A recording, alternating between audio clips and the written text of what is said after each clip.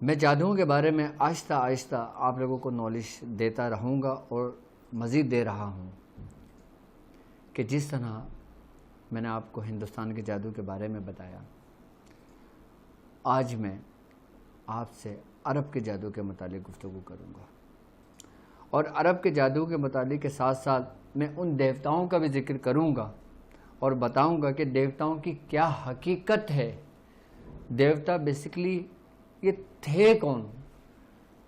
کچھ لوگوں کا یہ کانسیپٹ ہے کہ وہ فرشتے ہوتے ہیں، کچھ لوگوں کا کانسیپٹ ہے کہ معاذ اللہ جو جس کے ذہن میں آتا ہے، جس کے دماغ میں آتا ہے، وہ جو جس کو پوچھتا ہے وہ اس سے مخاطب کرتا ہے۔ اصل دیوتاؤں کی حقیقت کیا ہے، دیوتا کون ہوتے ہیں؟ اگر میں دیوتاؤں کی بات کرتا ہوں تو اہل عرب میں دور جاہلیت سے پہلے، یعنی کہ دور جاہلیت کی اگر میں بات کرتا ہوں، دور جاہلیت اس دور کو کہا جاتا ہے کہ جو سرکار دو عالم صلی اللہ علیہ وآلہ وسلم کی پیدائش سے پہلے کا جو وقت تھا، کیونکہ وہ وقت تھا کہ پوری دنیا اندھیرے میں ڈوبی ہوئی تھی، جہالت میں ڈوبی ہوئی تھی، روشنی کی کوئی کرن نہیں تھی، اس لیے اس کو دور جاہلیت کہا جاتا ہے۔ اللہ رب العزت قرآن میں فرماتا ہے، اللہ رب العزت کہتا ہے کہ ہم نے ہر قوم میں ہادی بھیجے، ہم نے ہر قوم میں ہادی بھیجے ان کی ہدایت کے لیے، رہنمائی کے لیے۔ اگر ہم بات کرتے ہیں تو اس دنیا میں نہ جانے کتنی قومیں گزری ہیں، کوئی بنی نوع انسان کا گروہ ایسا نہ گزرا ہو کہ جس میں کوئی ہادی نہ آیا ہو، لیکن ہم تک جو ہمارے بزرگان دین سے بات پہنچی ہے، ہم یہ جانتے ہیں کہ کم و بیش کا لفظ ہم استعمال اس لیے کرتے ہیں کہ ہمیں اس بارے میں اتھینٹک نہیں ہوتے۔ ہم لوگ کہتے ہیں کہ کم و بیش 1,24,000 پیغمبر آئے۔ اب 1,24,000 میں سے ہم کچھ کو جانتے ہیں جس کا قرآن نے باقاعدہ ذکر کیا ہے، اور کچھ کو ہم سرکار دو عالم صلی اللہ علیہ وآلہ وسلم کی زبانی جانتے ہیں، اور کچھ کو ہم بزرگان دین کی نسبت سے جانتے ہیں۔ جب ہم دیوتاؤں کی بات کرتے ہیں، دیوتاؤں کی دراصل دو قسم ہوتی ہیں۔ ایک قسم دیوتاؤں کی یہ ہوتی ہے کہ جیسے اللہ رب العزت کہتا ہے کہ ہم نے ہر قوم میں ہادی بھیجے۔ اگر آپ ان ہادی کی جو اللہ رب العزت نے کسی بھی قوم پہ بھیجا اور اس کی تعلیم و تربیت کو دیکھتے ہیں، اور اگر ان کی ہم ہسٹری اٹھا کے پڑھتے ہیں، تو ان کی زندگی کے اندر کوئی ایسا معاملہ یا کوئی ایسا اسباق ہمیں نہیں ملتا کہ جس میں شرک کا عنصر پایا جاتا ہو۔ وہ تو بیسیکلی لوگوں کی ہدایت کے لیے آئے تھے، لوگوں کی رہنمائی کے لیے آئے تھے۔ جب تک وہ زندہ رہے، جو ان کے چیلے تھے، جو ان کے لوگ تھے، گرو، ان کے ساتھی جو لوگ تھے، جب انہوں نے اپنی تعلیم و تربیت مکمل کری، اس میں کچھ لوگ انہی گرو کے جس کے ماتحت وہ چل رہے تھے ان کی رہنمائی لی اور ان کے ہی راستے پہ چلے، اور کچھ لوگ تھے جو اپنی کم علمی کی وجہ سے اور اپنے نفس کے پیروکار ہونے کی وجہ سے وہ ان کے راستے سے ہٹ گئے، اور انہوں نے لوگوں کو یہی گمراہ کرنا شروع کر دیا کہ معاذ اللہ یہ خدا ہیں۔ کیونکہ ان کی زندگی کے اگر ہم بات کی جائے تو اللہ رب العزت جب اپنے دوست کو بھیجتا ہے تو اس کو برائیوں سے، اس کو وباؤں سے، ان کو ہر چیز سے محفوظ کر دیتا ہے۔ ان کی زندگی ایک بہترین طور پر وہ اپنی زندگی کو گزارتے ہیں۔ جب لوگ ان کی صحبت کو دیکھتے ہیں تو وہ ان کو نیک اور پارسا جانتے ہیں، نیک اور پارسا ہوتے ہیں وہ۔ تو جو لوگ اپنے نفس کے راستے پہ چل نکلے تو انہوں نے اپنے ہی لوگوں کو یہ کہہ کر گمراہ کر دیا کہ معاذ اللہ یہ خدا ہیں۔ ان کی وفات کے بعد اور انہی کی صورت میں ایک مورتی ان کی یاد میں بنا لی گئی، اور جب انہوں نے یاد میں اس کی مورتی کو بنا لی گئی تو پھر وہ سلسلہ چلنے لگا، اور پھر جب آنے والی نسلیں جو ہوتی ہیں نا، پھر وہ اپنے آبا و اجداد کو دیکھ کے انہی کے راستے پہ چلنے شروع کر دیتی ہیں۔ اصل حقیقت کیا تھی اس سے پردہ ہٹا دیا جاتا ہے، اور وہ چیز بیان کر دی جاتی ہے جو بیسیکلی ہوتی نہیں ہے۔ اب اس کی مثال میں آپ کو ایسے دیتا ہوں کہ ایک واقعہ ہے کہ ایک شخص گاؤں کے اندر کھانا کھانے گیا، اور جب اس نے کھانا کھایا، مہمان دسترخوان پہ بیٹھا تو میزبان نے ایک ڈنڈا لا کے دسترخوان پہ رکھ دیا. اب میزبان ڈر گیا کہ بھائی ڈنڈا لا کے کیوں رکھ دیا انہوں نے. تو خیر مہمان نے اپنا کھانا کھایا. مہمان نے میزبان سے پوچھا کہ یہ ڈنڈا کیوں لا کے رکھا ہے. تو میزبان نے کہا کہ یہ ہمارے بزرگوں کی پرمپرا ہے یا ہمارے بزرگوں کا طور طریقہ کار ہے کہ ہم ایسے رکھتے تھے. تو اس نے کہا کہ تم نے اس کو ریسرچ کیا ہے کہ رکھنے کی وجہ کیا تھی. تو اس نے کہا نہیں میں نے تو ریسرچ نہیں کی اس کے متعلق. اس نے کہا تو تمہیں تصدیق کرنا چاہیے. اس نے کہا اچھا تم ایک کام کرو, اس گاؤں میں جو سب سے زیادہ ایجڈ بندہ ہو, جو بزرگ ہو اس گاؤں کا, مجھے اس سے ملواؤ, میں اس سے پوچھتا ہوں. تو جو اس گاؤں کے اندر جو سب سے بڑا ایجڈ بندہ تھا وہ شخص اس کو وہاں لے گیا. اس نے اس سے پوچھا کہ حضرت ہم جب کھانا کھاتے ہیں تو بڑا سا ڈنڈا کیوں رکھتے ہیں. تو اس نے کہا کہ نہیں بڑا سا ڈنڈا نہیں, ہمارے اس میں تو ایک لکڑی رکھی جاتی تھی, یعنی کہ ایک لکڑی رکھی جاتی تھی ایک ہاتھ کی. تو اس نے کہا تو ہم تو بہت بڑا ڈنڈا رکھتے تھے. تو اس نے کہا اچھا ایک کام کرو, جو اس سے بھی زیادہ ایجڈ بندہ ہو بزرگ ہو, آپ مجھے اس کے پاس لے کے جاؤ. جب وہ اس کے پاس لے کے گئے, جب اس ایجڈ بندے کے پاس لے کے گئے, جو بزرگ کے پاس لے کے گئے, ان سے پوچھا کہ حضرت آپ یہ بتائیں کھانے کے وقت یہ ڈنڈا کیوں رکھا جاتا ہے. آپ نے کہا ڈنڈا نہیں, وہ تو ایک فنگر ٹائپ کی ایک لکڑی ہوتی تھی. یہ تو اب لوگوں نے جیسے جیسے وہ گزرتا گیا بڑھتا چلا گیا. بعد میں وہ پتہ چلا کہ تحقیق کرتے کرتے وہ ٹوتھ پک رکھا کرتے تھے دسترخوان میں دانتوں کے اندر خلا کرنے کے لیے, اور وہ بڑھتے بڑھتے بڑھتے بڑھتے پورے ایک ڈنڈے تک پہنچ گیا. تو تحقیق سے ہم اس کی اصل تک پہنچتے ہیں. اچھا ایک دیوتا کی وہ ایک قسم ہے کہ جو اللہ کے دوستوں میں سے تھے اور ان کی زندگی میں شرک کا عنصر نہیں پایا جاتا, اور انہوں نے تبلیغ کری دین کی, اور اس کے بعد پھر لوگ اس سے گمراہ ہوئے اور لوگوں نے ان کو ہی دیوتا بنا دیا. ایک تو دیوتا ہم اس کو کہتے ہیں, اور ایک ہم کہتے ہیں انہی دیوتاؤں کو جو بت بنا لیتے ہیں. کہ جیسے اگر میں عرب کے دیوتا کی اگر میں بات کرتا ہوں تو آپ کو تاریخ اگر آپ نے عرب کی پڑھی ہو تو آپ کو یاد ہوگا کہ کوہ صفا اور مروہ کے نزدیک ایک مرد اور ایک عورت کا بت تھا باقاعدہ طور پہ. یہ مرد اور عورت وہ تھے کہ جنہوں نے خانہ کعبہ کے اندر بدکاری کی تھی, تو اللہ رب العزت کا قہر نازل ہوا تھا اور اللہ رب العزت نے ان کو پتھر کا بنا دیا تھا, اور وہ ایک عبرت تھے لوگوں کے لیے, یعنی کہ وہ بدکاری کی وجہ سے بنے تھے. وہ جو وقت گزرتا گیا شیطان نے ان لوگوں کے اندر برائی, اور شیطان نے ان کے اندر یہ کہنا شروع کر دیا کہ بھائی یہ تو معاذ اللہ بڑے پاک لوگ تھے, تو تم ان کی پوجا شروع کرو, تم ان سے مانگنا شروع کرو.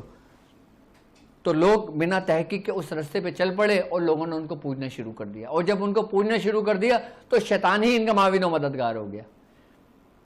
تو شیطان نے ہی ان کی مدد کرنے شروع کر دی, اور یہ سمجھ لگی کہ یہ واقعی یہ دیوتا ہیں. تو پھر اس پہ چڑھاوے چلانے شروع کر دیے, اس پہ بلیاں دینا شروع کر دی, اس پہ بھی کنواری لڑکیوں کو لا کے اس میں باقاعدہ طور پہ اس کا خون دیا جاتا تھا, یہ دیوتاؤں کو خوش کرنے کے لیے, یعنی کہ شیطانوں کو خوش کرنے کے لیے.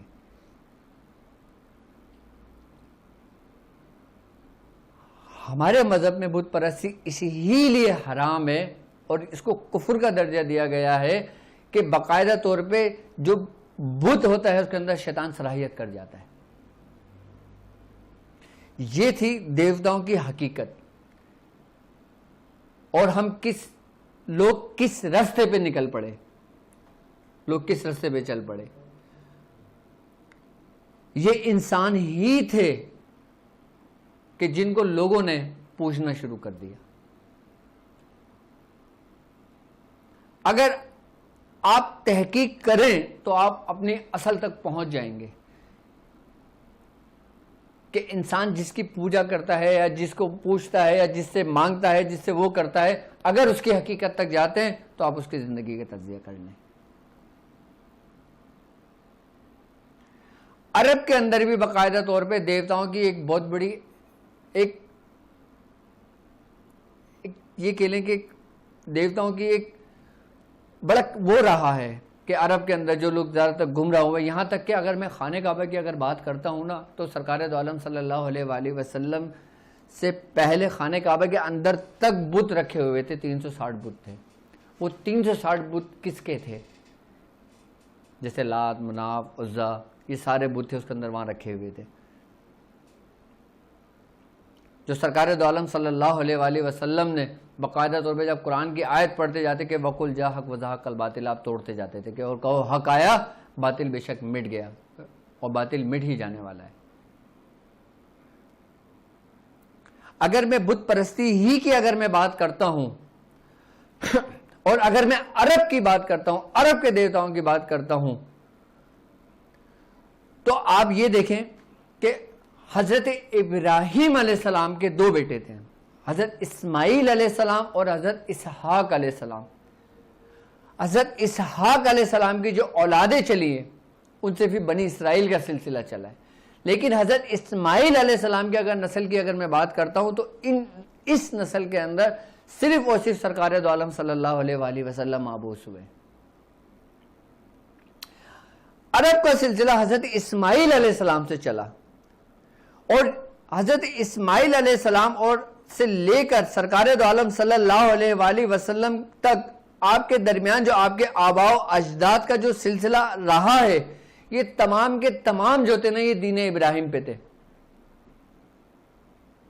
انہوں نے کبھی بت پرستی نہیں کری ہے، انہوں نے کبھی شرک نہیں کیا، کیونکہ اللہ رب العزت اپنی محبوب کی نسل کو اس نے محفوظ کر دیا تھا، اور اس نے قیامت تک محفوظ کر دیا۔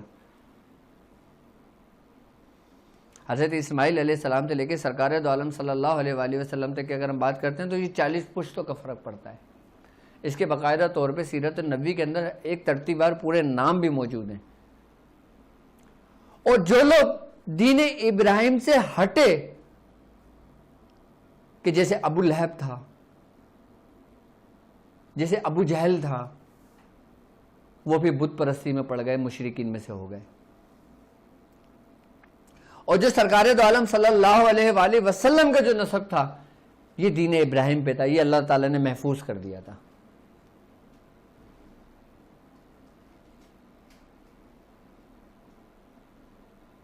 جو لوگ اس رستے سے ہٹے وہ نیست و نابود ہو گئے، کیونکہ شریعت محمدی تو سرکار دو عالم صلی اللہ علیہ وآلہ وسلم سے چلی ہے نا، اس کے بعد یہ بھی سلسلہ چلا ہے۔ اگر اب میں عرب کے جادو کی اگر میں بات کرتا ہوں، میں سمجھتا ہوں دیوی دیوتاؤں کی حقیقت سمجھ میں آ گئی ہوگی آپ کے، کہ دیوتا کسے کون ہوتے ہیں، بیسیکلی کون تھے اور کیسے تھے اور اس کی حقیقت کیا تھی۔ اب میں اگر عرب کے جادو کی اگر میں بات کرتا ہوں، عرب کے اگر ہم تھوڑا پیچھے کی طرف جاتے ہیں، ہم سفر کرتے ہیں، اور عرب کے اندر جو بیسیکلی جو جادوگر ہوتے تھے نا، وہ جب تک علم فلکیات پہ عبور حاصل نہیں کرتے رہتے اس وقت تک وہ اس کے زمرے میں داخل نہیں ہوتے۔ ایک بات یاد رکھیے گا کہ اگر میں بات کرتا ہوں علم فلکیات کی، یعنی کہ سبع سیارگان کی، ستاروں کی، چاند کی، سورج کی، ان کی منزلوں کی، تو اس پہ سب سے زیادہ جو کام کیا ہے نا وہ عرب نے کیا ہے تاریخ میں۔ اچھا، اس کا ایک استعمال پوزیٹیو ہے، ایک استعمال اس کا نگیٹیو ہے۔ اچھا، جن لوگوں نے باقاعدہ طور پہ ان سے بھی روحانیت کا سفر چلا ہے، روحانیت کا سفر طے کیا ہے، کیونکہ ہر رستے کے اندر ایک پوزیٹیو ہے اور ایک نگیٹیو ہے۔ اگر ہم کوئی عملیات کرتے ہیں، اگر ہم کوئی عمل کرتے ہیں، اور ان عمال کے دوران اگر ہم منزلوں کا تعین کرتے ہیں، پہلے تو ہمیں یہ پتا ہونا چاہیے کہ منزلیں بیسیکلی ہوتی کیا ہیں، منزلیں ہیں کیا۔ اگر میں زمین کی بات کرتا ہوں تو ہماری زمین دو گردش ہے ہماری زمین میں، ایک وہ جو سورج کے گرد گھومتی ہے جسے شمسی گردش کہتے ہیں، اور ایک جو اسی کے محور میں گرد ہوتی ہے، گھومتی ہے۔ اسی طرح چاند کی بھی دو گردش ہے، اسی طرح چاند کی بھی دو گردش ہے، ایک گردش وہ جو زمین کے گرد گھومتی ہے، اور ایک وہ جو چاند کی اپنے محور کی گردش ہوتی ہے۔ اب جب ان چاروں گردشوں کا جو نتیجہ ہوتا ہے نا، اس کے درمیان جو کم و بیش جو گھٹتا ہے، اس کا جو ٹائم ڈیوریشن ہوتا ہے وہ 28 دن کا ہوتا ہے۔ یعنی کہ 28 دن میں آپ نے دیکھا ہوگا کہ چاند کم و بیش یعنی کہ کم اور زیادہ ہوتا ہے، یعنی کہ اگر ہم چاند کی پہلی تاریخ سے شروع کریں گے تو چاند بڑھنا شروع ہوگا. اب چاند کا جو بڑھنا شروع ہوتا ہے اور چاند کا جو اترنا شروع ہوتا ہے، یعنی کہ چاند کی پہلی تاریخ سے لے کے 15 تاریخ تک چاند پورا چڑھتا ہے. اچھا، اس کی منزلیں الگ ہیں. اس کی منزلیں کیا ہیں کہ جیسے شرطین کہا جاتا ہے، بطین کہا جاتا ہے، سریہ کہا جاتا ہے، دبران کہا جاتا ہے. اس کی پوری منزلیں ہیں اس کی باقاعدہ طور پہ. انہی منزلوں کو جاننا، ان منزلوں کو سمجھنا، ان منزلوں پہ معمور جو موکلان اور جو فرشتے ہیں ان سے کام لینا. اگر آپ ان سے پوزیٹیوٹی کا کام لیتے ہیں تو یہ آپ کے لیے بالکل ایک سیدھی راستہ ہوتا ہے. اور اگر آپ انہی سے نیگیٹیوٹی کا کام لیتے ہیں، یعنی کہ اس کے اندر اگر میں موکلان کی اگر بات کرتا ہوں، اچھا ان کا تعلق ایوان سے بھی ہے، موکلان سے بھی ہے، شیاطین سے بھی ہے. اگر میں شرطین ہی منزل کی اگر میں بات کرتا ہوں کہ شرطین منزل میں اگر کسی کو عمل کیا جاتا ہے، اگر میں روحانی علوم کی بات کرتا ہوں، یعنی کہ روحانی عمل کی اگر میں بات کرتا ہوں، تو اس کی منزلیں باقاعدہ طور پہ طے کرنا پڑتی ہیں کہ اس کی منزل کے اندر اس وقت اس ساعت میں کون سے موکلان کی ڈیوٹی ہے. یہ ایک علم العداد، علم الحروف کا ایک علم ہوتا ہے جو اس کے مابین اس کے ماتحت ہوتا ہے، کہ جس کے ذریعے ہم پتہ لگاتے ہیں کہ ہم نے مثال کے طور پہ سورہ مزمل کا عمل پڑھنا ہے. سورہ مزمل کا عمل ہم نے اتنی تعداد میں پڑھنی ہے، لیکن ہم نے کس وقت، کس ساتھ، کس سمت شروع کرنی ہے اس کی تعداد، اور اس وقت کون سی منزل چل رہی ہے. اس منزل کو جاننا، اس کو سمجھنا، اور پھر اس کو موکلان کے نام، جیسے میں اگر میں بات کرتا ہوں شرطین منزل کی، تو اس کے جو موکلان ہے اس کا نام ہے سواتی دیو. اور جو عبرانی لوگ ہوتے ہیں نا، عبرانی لوگوں کے اپنے ہی عقائد کے حساب سے متعلق وہ یہ کہتے ہیں کہ اس کے جو موکلان ہے اس کا نام ہے شتائل. اب جو جادوگر ہوتے ہیں، جو یہ علم کو نیگیٹو کی طرف استعمال کرتے ہیں، نیگیٹیوٹی کی طرف استعمال کرتے ہیں، تو وہ شتائل سے مدد لیتے ہیں. اب جب وہ شتائل سے مدد لیتے ہیں، جب وہ اس منزل اور اس کے جو تاثر، جو اس کی ایک حقیقت ہوتی ہے، جو اس کی ایک اثر ہوتا ہے، جو اس کی منزل کی وہ ہوتی ہے، اس کے اثرات ہوتے ہیں، یہ اس کو اپنے کنٹرول کر کے باقاعدہ طور پہ موکل سے اور پھر ایوان سے اور پھر ان چیزوں سے بھی وہ مدد طلب کرتے ہیں. عرب کے لوگ جو نا اکثریت میں، اگر عرب کے اگر جادو کی بات کرتا ہوں نا، تو یہ تقریباً موکلان سے یہ لوگ مدد لیتے ہیں. اچھا، موکلان سے مدد لینا ایسا ہوتا ہے کہ آپ جب تک ان کو آپ جانو گے نہیں، ان کو سمجھو گے نہیں کہ یہ کس وقت، کس ساتھ میں، کس مقام اور کس منزل میں ہیں، اس وقت تک آپ ان کے قریب نہیں پہنچ سکتے. جبھی تو میں آپ سے کہتا ہوں نا کہ موکل کی حاضری کرنا اتنی آسان نہیں ہوتی ہے. موکل تک پہنچنا بہت دور کی بات ہوتا ہے. موکل تک وہی لوگ پہنچتے ہیں جن کی 30 سال کی، 40 سال کی ریاضت ہوتی ہے، 20 سال کی ریاضت ہوتی ہے. سرخ جنات تک تو آپ پہنچ جاتے ہو، جناتوں تک تو آپ پہنچ جاتے ہو، شیاطینوں تک تو آپ پہنچ جاتے ہو. لیکن لوگ کہتے ہیں نا کہ بھائی فلاں شخص صاحب موکل ہے. ایسا نہیں ہوتا، وہ پوری ریاضتیں کرتے ہیں. اچھا، ان کو تابع کرنا ہے، ان کو تسخیر کرنا. اچھا، جب آپ نے ان کو تسخیر کر لیا اور یہ آپ کے مطیع فرما بردار ہو گئے، اب آپ ان کو جو حکم دیں گے نا، یہ اس کو بجا لائیں گے. آپ اس حکم کو یہ بجا لائیں گے. اب چاہے آپ اس سے صحیح کام لیتے ہو، غلط کام لیتے ہیں، اس کا راستہ آپ نے تعین کرنا ہوتا ہے. اور اگر آپ اسی سے یہ غلط کام لینا شروع کر دیتے ہیں تو یہی جادو کے زمرے میں آ جاتا ہے. اور یہ جادو کی انتہائی قسم ہوتی ہے، یہاں تک کہ اگر عرب کا جو جادو ہوتا ہے اور اگر یہ کسی شخص کے اوپر مسلط کیا جاتا ہے تو باقاعدہ طور پہ عربی جو جادوگر ہوتے ہیں وہ پہلے جس شخص کے اوپر کیا جاتا ہے اس کا پورا بایو ڈیٹا نکالتے ہیں. اس کا نام، ماں کا نام، اس کی پیدائش، اس کا، یہ آپ ماں کا نام، آپ صرف وہ نام اور ماں کا نام اس کو بتائیں گے، وہ آپ کی ڈیٹ آف برتھ، تاریخ پیدائش، سال، سمت، سب کچھ آپ کو نکال کے بتا دے گا اپنے اسی علم کے ذریعے. اس کے بعد پھر وہ یہ دیکھے گا کہ اس شخص کی جو پیدائش ہوئی تھی اس وقت کون سا ستارہ غالب تھا، کون سا سیارہ غالب تھا. اگر جیسے مثال کے طور پہ کسی کی پیدائش زہرہ میں ہوئی ہے اور کسی کی پیدائش تاروں میں ہوئی ہے، کسی کی پیدائش زحل میں ہوئی ہے، کسی کی پیدائش قمر میں ہوئی ہے، تو اس پیدائشوں کے حساب سے پھر وہ باقاعدہ طور پہ اپنے اس موکلان کے ذریعے جس نے اس کو تسخیر کیا ہوا ہوتا ہے اس کی نحوست اس کے اوپر ڈال دیتا ہے. اب نحوست جو ہٹتی ہے اس کا جو ٹائم ڈیوریشن ہوتا ہے وہ تقریباً 100 سال کا ہوتا ہے. اب بتاؤ 100 سال کی اس کی عمر زندہ رہے گا وہ؟ اب اس کی نحوست کیسے اترے گی؟ اب آپ کچھ بھی پڑھ کے اس پہ دم کرتے ہیں، کتنی ہانڈیاں اس پہ جلاتے ہیں، اس کا اتار نہیں ہوگا. اس کا اتار کون کرے گا؟ جو اس رستے کو جانتا ہوگا، جو ان ستاروں کی چالوں کو جانتا ہوگا، جو ان سیارگان کی منزلوں کو جانتا ہوگا. میاں حضور اب اس پہ گفتگو نہیں کرتے، لیکن الحمدللہ جب ہمارا دور تھا، ہماری صحبت تھی، میاں حضور ہم سے کھل کے گفتگو کرتے تھے. ہمیں ایک ایک چیز، ایک ایک ستارے، ایک ایک سیارگان اور ایک ایک منزلوں کا ہمیں بتایا کرتے تھے کہ اگر کسی کے اوپر ستارے کی نحوست اگر ڈال دی جائے، کسی سیارگان کے اس کے اوپر نحوست ڈال دیا جائے تو اس کو کس طریقے سے اتار کریں گے. اس جادو کے بارے میں کہا جاتا ہے کہ اگر یہ کسی کے اوپر جادو کر دیا جائے تو یہ جادو اس کو قبر میں لے جاتا ہے، اور پھر یہی نحوست جو ہوتی ہے نا، پھر یہ اس کی اولادوں میں منتقل ہونے شروع ہو جاتی ہے. اچھا یہ بہت شادر و نادر ہوتا ہے، بہت کم ہوتا ہے، ایسا نہیں کہ ہر شخص کے اوپر ایسے معاملات ہوتے ہیں. اور پھر اس کو اسی ترتیب اور اسی طریقے سے اتارا جاتا ہے. جس ستارے کی نحوست ڈالی جاتی ہے، جس ستارے کے معاملات اس کے اوپر منتقل کیے جاتے ہیں، اور جس شیطان کو اس کے اوپر مسلط کیا جاتا ہے، اور جب اس کا اتارا کیا جاتا ہے تو اس کے بالکل ہی اپوزٹ ستارے سے کیا جاتا ہے. اس کے بالکل ہی اپوزٹ جو موکلان ہوتے ہیں ان سے کیا جاتا ہے. یعنی کہ نیگیٹو کو آپ نیگیٹو سے نہیں ہٹاؤ گے، آپ نیگیٹو کو پازیٹو سے ہٹاؤ گے، اور پازیٹو سے بھی اس سے ہٹاؤ گے جب آپ اس کی منزلوں کا تعین کر لو گے. اور جب آپ اس کی منزلوں کا تعین کر لو گے، اس کا پورا ایک ذائچہ نکالنا پڑتا ہے جس کے اندر دن لگ جاتے ہیں، ہفتے لگ جاتے ہیں، صرف یہی تشخیص کرنے میں کہ کس ستارے کی نحوست اس کے اوپر ڈالی گئی ہے، یا کس موکلان اور کس شیطانوں کی ڈیوٹی اس کے اوپر لگائی گئی ہے، اور کس منزل میں لگائی گئی ہے.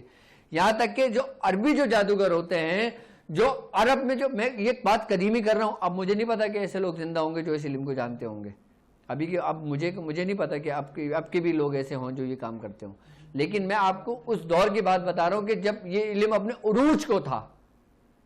ہوں گے، ابھی بھی ہوں گے، پوشیدہ ہوں گے، کیونکہ جہاں جہاں حق ہے وہاں وہاں باطل ہے، جہاں جہاں اجالا ہے وہاں وہاں اندھیرا ہے. تو جب کسی بھی اسی قسم کے شیاطینوں کو جب انہی منزلوں کے ذریعے منتقل کیا جاتا ہے نا، تو جو بڑے بڑے جو جادوگر ہوا کرتے تھے نا، وہ باقاعدہ طور پہ اس کے اوپر بندش لگا دیا کرتے تھے. اگر کوئی شخص ہم تک پہنچنے کی کوشش بھی کرتا ہے تو اس منزل کا تعین نہ کر سکے.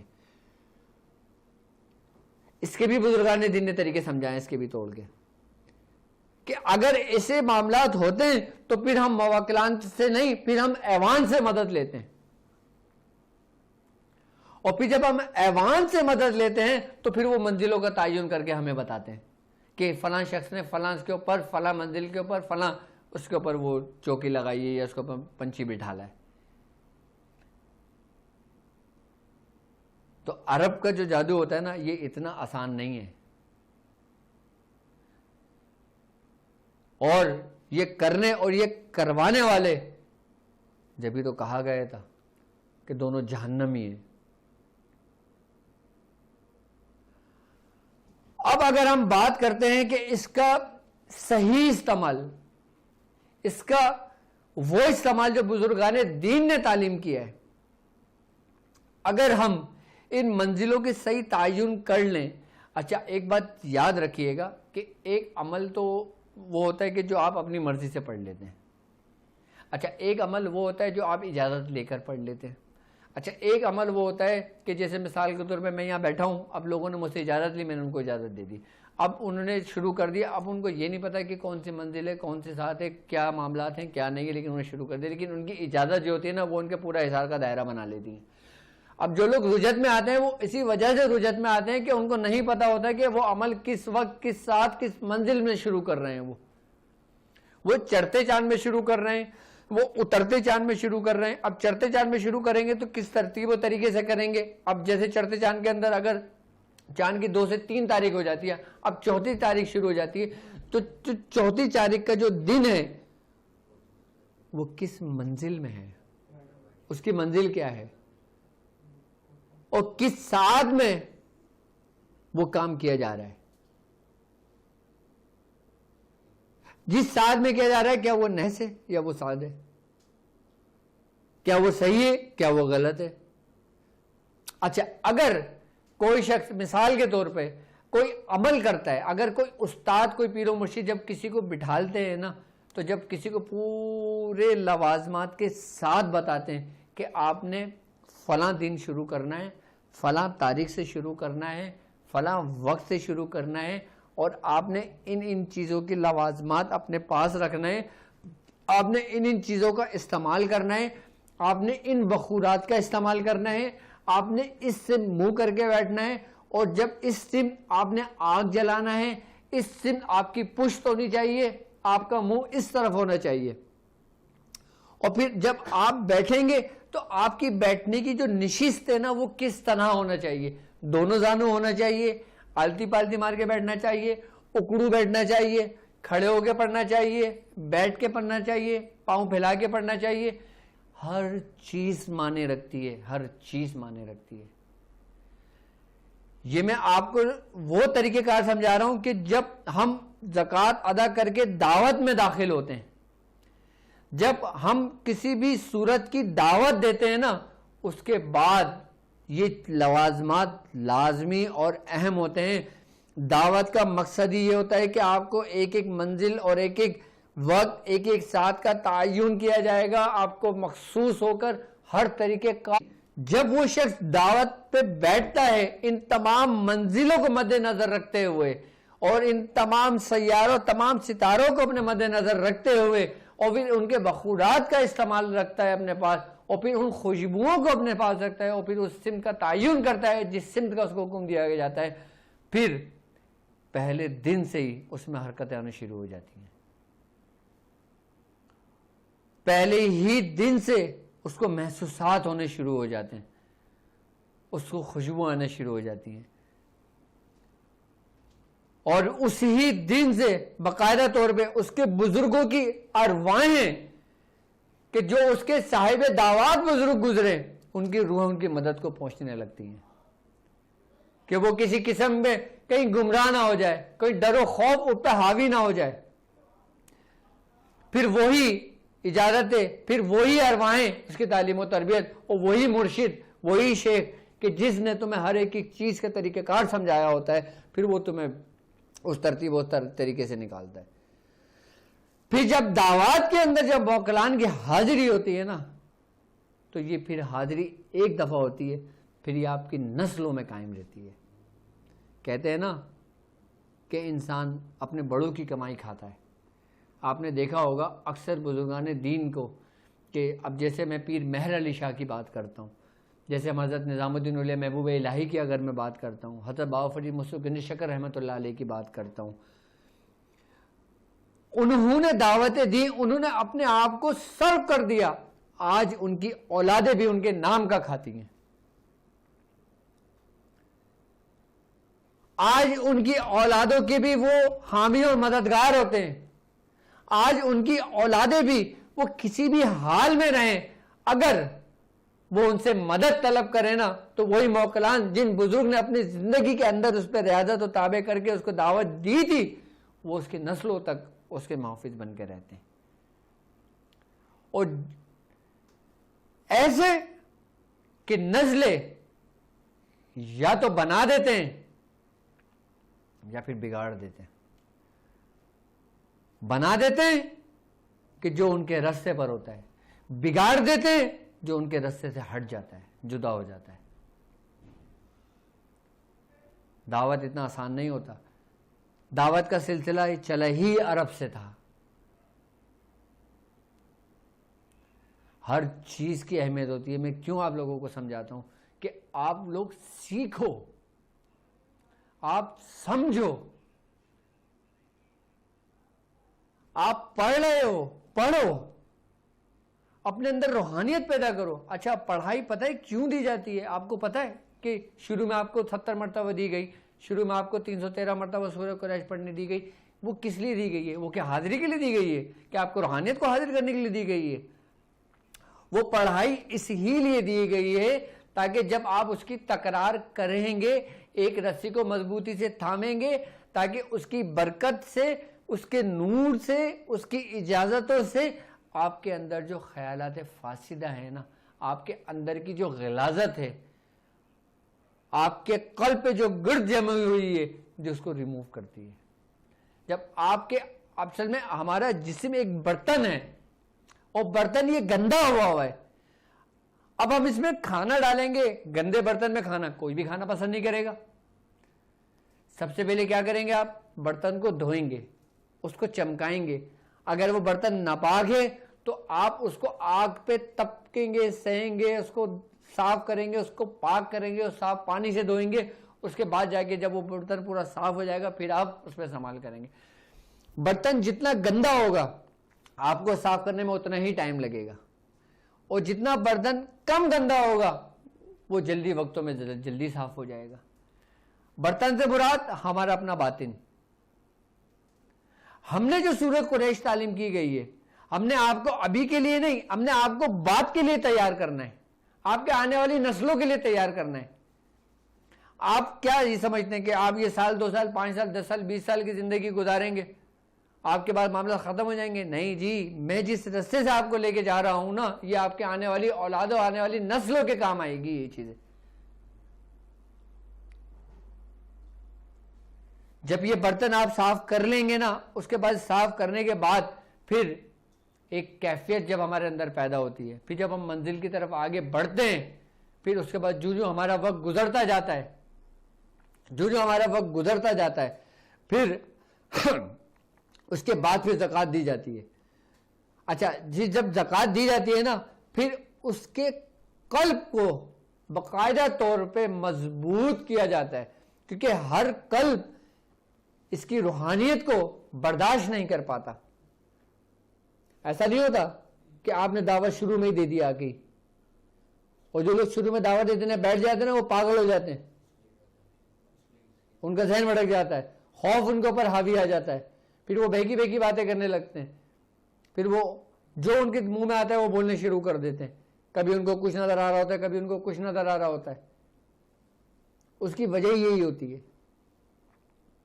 کہ ان کا جو دماغ کی کیپیسٹی ہوتی ہے نا، وہ ایکسٹرا آرڈنری بڑھ جاتی ہے. اور ہم جو جس ترتیب اور جس طریقے سے لے کے چل رہے ہیں نا، یہ اسٹیپ بائی اسٹیپ پوائنٹ سے لے کے چل رہے ہیں. اب ایک 60 واٹ کا بلب آپ دیکھ لو، آپ برداشت کر سکتے ہو. 100 واٹ کا بلب دیکھ لو، آپ برداشت کر سکتے ہو. اگر 1000 واٹ کا بلب لگا دیا جائے اور آپ کو دیکھنے کو کہا جائے، آپ نہیں دیکھ پاؤ گے. لیکن آپ آہستہ آہستہ اگر بڑھتے جاؤ گے نا، تو ایک وقت 1000 واٹ کا بلب بھی ہوگا نا، تو وہ بھی آپ کو کچھ نہیں بگاڑے گا. اس سفر کے اندر آہستہ آہستہ آپ کے اندر صلاحیت ہو رہی ہے، اور آہستہ آہستہ آپ کی تعلیم و تربیت ہو رہی ہے. یہی وہ سفر ہے جس پہ بزرگان دین نے اپنی پوری زندگیاں صرف کر دیں. جب آپ ان معاملات اور اچھا یہ ہمیں کیسے پتا؟ یہ ایسے پتا کہ ہم اس رستے سے گزرے، میاں حضور نے ہمیں پورا اس رستے سے گزارا ہے. جو ہم نے 5-6 سال 7 سال اپنے آپ کو بند کر دیا تھا نا ایک جگہ، یہ ہم نے وہی معاملات سیکھے جو آج آپ کو بتا رہے ہیں، آج آپ کو سمجھا رہے ہیں.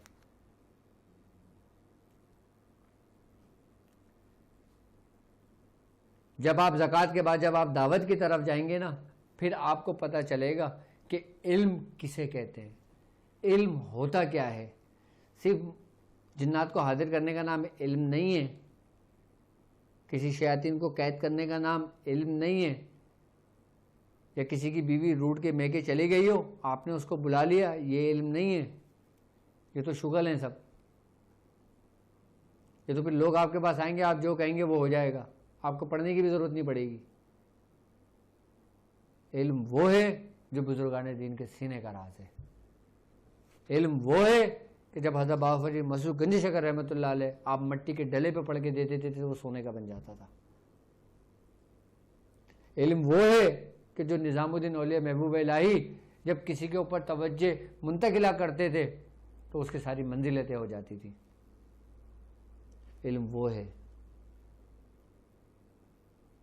علم یہ نہیں ہے. اگر میں اس علم کی بات کرتا ہوں، اگر میں دنیاوی مقاصد کے لیے جو لوگ علم حاصل کرتے ہیں، اگر میں اس علم کی بات کرتا ہوں تو یہ بالکل نچلے درجے کا علم ہے، جس کا کوئی درجہ ہی کاؤنٹ نہیں ہوتا. اہل سلوک کے نزدیک اہل دنیا کے نزدیک تو وہ انتہائی علم کہلاتا ہے. اہل دنیا اگر اس اپنی نظر سے دیکھے گا تو وہ یہ سوچے گا کہ یہ علم کی انتہا ہے. لیکن اگر اہل سلوک اس علم کو اپنی آنکھوں سے دیکھے گا تو وہ یہ سمجھ لیں کہ انتہائی اسفل درجہ ہے, نچلا درجہ ہے یہ اس علم کا. لیکن آپ کو آنا چاہیے, آپ کو پتہ ہونا چاہیے. اگر آپ اس منزل پر رک گئے, کہتے ہیں کہ سلوک کے اندر وہ جو 14ویں جو درجہ ہے نا, جو 14ویں منزل ہے نا, وہ کشف و کرامت کی ہے. کہ کشف و کرامت کے انسان کے اوپر کھلتے ہیں نا اس کے اسرار و راز, تو جو لوگ اس منزل میں ٹھہر جاتے ہیں, اس کشف و کرامت میں لگ جاتے ہیں, پھر وہ وہیں کے ہو کر رہ جاتے ہیں, پھر وہ آگے نہیں بڑھتے. اور جو لوگ اس منزل پہ قناعت نہیں کرتے, آگے کی طرف سفر طے کرتے ہیں اپنا, تو پھر وہ کوئی مقام ہو کا سفر کرتا ہے, کوئی مقام سمدیت کا سفر کرتا ہے, کوئی مقام احدیت کا سفر کرتا ہے, کوئی مقام محمدی کا سفر کرتا ہے, کوئی سلطان الاسکار کا سفر کرتا ہے. اور جو اس میں ٹھہر جاتے ہیں ان کی منزل وہیں سٹاپ کر دی جاتی ہے.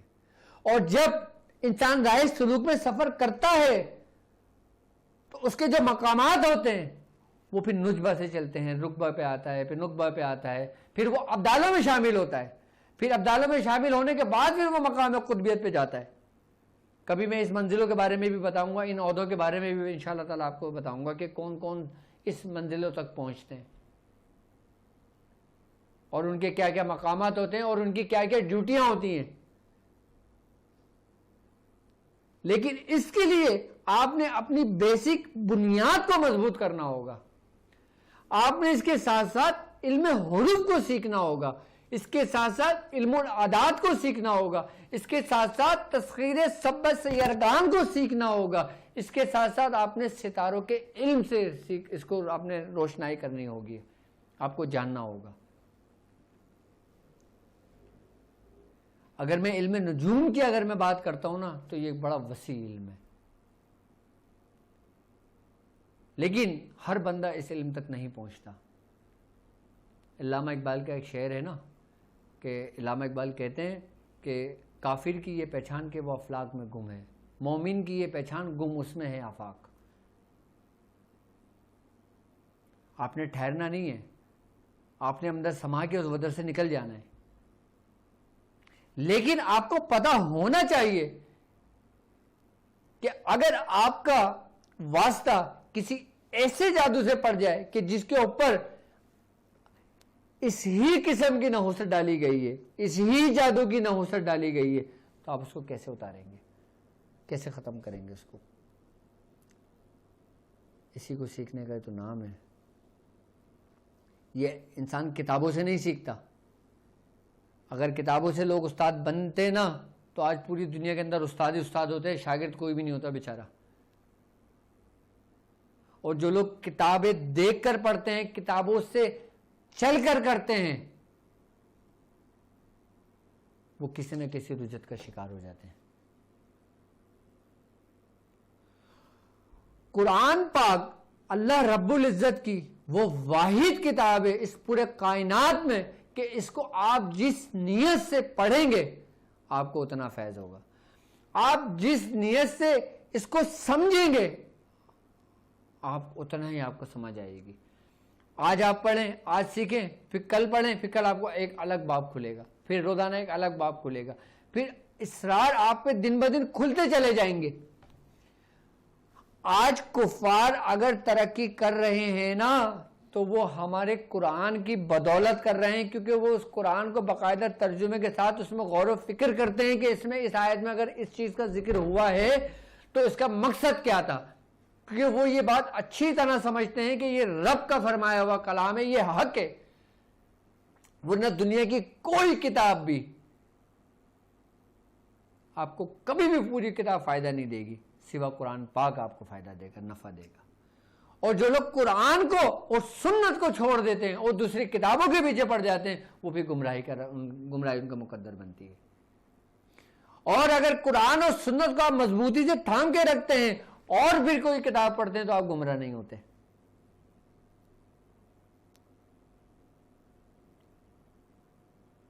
قرآن نے باقاعدہ طور پہ فلکیات کے بارے میں پوری صورتیں اتاری ہیں، پورے تفصیل اللہ رب العزت نے بیان کیے، چاند کو، سورج کو، ستاروں کو، ہر چیز کو بیان کیا، اور جس چیز کو قرآن نے بیان کیا ہے وہ حق ہے، اور جس کو قرآن نے باقاعدہ طور پہ ذکر کیا ہے، اس کی قسم کھا کے ذکر کیا ہے، تو اس کا مطلب یہ کہ اس کی اہمیت ہے، اس کی اہمیت کیا ہے آپ اس کو سمجھو گے تو آپ کو پتہ چلے گا۔